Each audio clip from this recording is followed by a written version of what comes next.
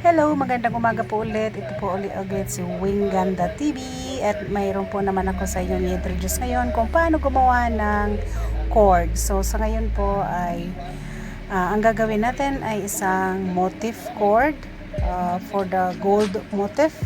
Pwede din po ito sa dilaw ng motif kasi meron po tayong dalawang klaseng cord. Yung puti na cord kasi yung meron pa tayong isa na motif na tinatawag or motif cord. So sa ngayon ay ito po muna siya. Depende po sa laki na gusto nyo. So ginawa ko po is mga 6 inches or 8.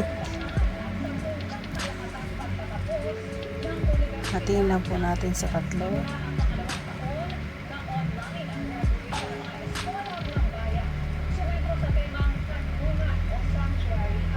Hatiin po natin sa tatlo. Yan. Actually, yari na siya. Ipapakita ko lang sa inyo kung paano gagawin. Tayo natin sa gitna.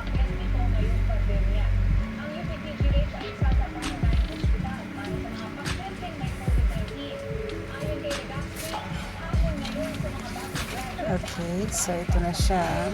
Yan, tahiin natin sa gitna. Okay?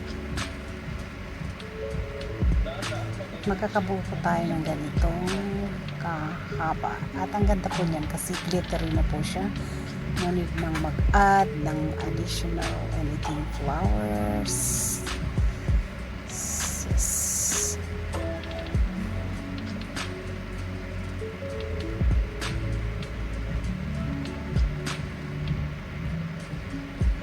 So halos iyan na po ang yung 90 inches natin. Ayan, so tingnan natin. Ang ganda po ng pagkakatela niya. Kasi nagsishiny siya. Super shiny. Yan.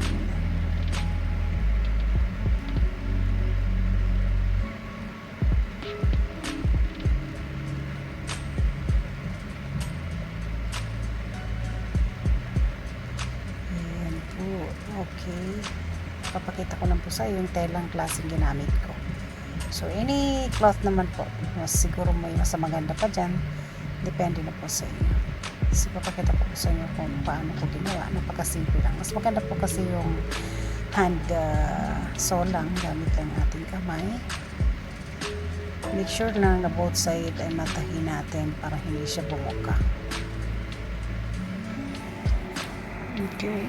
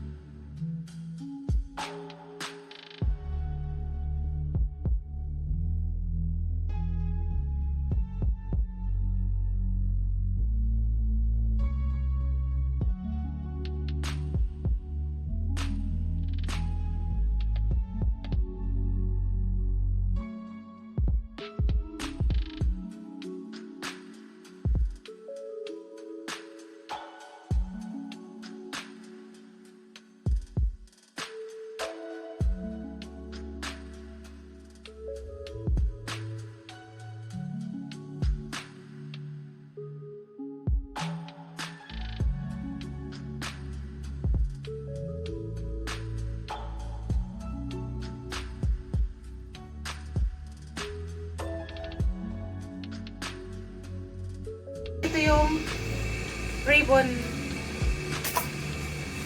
na handmade.